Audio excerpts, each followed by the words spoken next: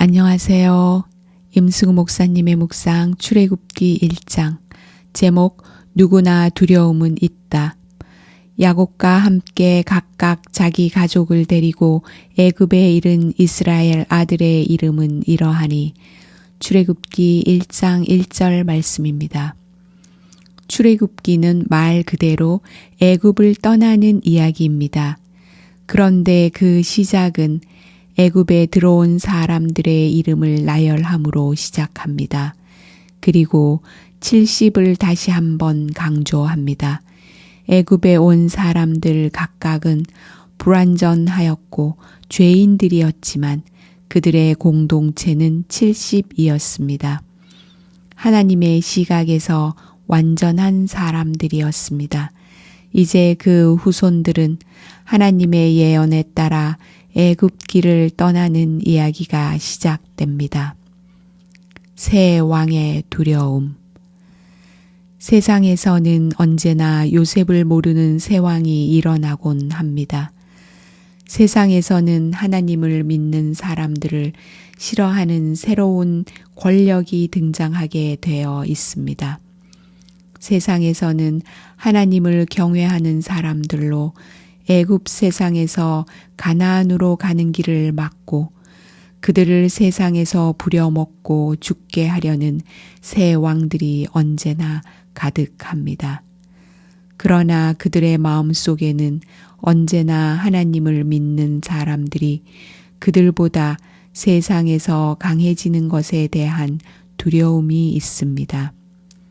저는 하나님과 믿는 자들에 대해 적대적인 사람들이 속으로는 자신도 모르는 막연한 두려움이 있는 것을 여러 번 보았습니다.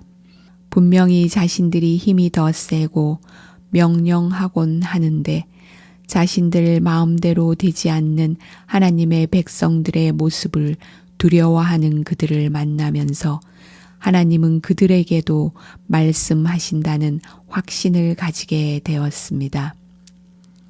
하나님을 더 두려움.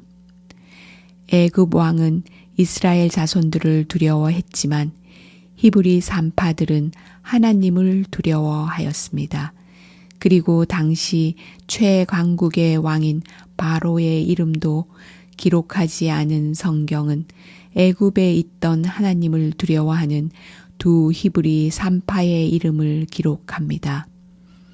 호랑이는 죽어서 가죽을 남기고 사람은 죽어서 이름을 남깁니다. 정말 그런가요? 죽어서 선한 이름을 남긴 사람들은 얼마나 됩니까? 그리고 죽어서 남긴 이름이 이미 죽은 사람에게 무슨 의미가 있을까요?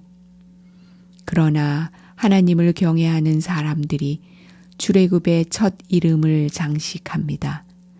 그들의 이름은 성경에 기록되어 수천 년을 이어옵니다. 더 나아가 예수님의 손에 기록되어 영원히 기념되고 하늘에 가서 우리는 그 이름을 가진 존재들을 만나게 될 것입니다. 이름은 죽어서가 아니라 살아 있어야 진정한 의미가 있습니다. 그 하나님. 17절에 하나님 앞에는 정관사인 그가 있습니다. 십브라와 부하는 바로 그 하나님을 알고 있었습니다. 그분이 어떤 분인지 알기에 두려워하였고 경외하였습니다. 그러자 그 하나님이 그들에게 은혜를 베풀었습니다. 애굽 왕의 명령을 그들이 거부하였지만 애굽 왕은 그들을 어떻게 하지 못하였습니다. 하나님은 애굽 왕의 명령보다 당신을 더 경외하는 자들에게 은혜를 베풀어서 그 집이 흥왕하게 하였습니다.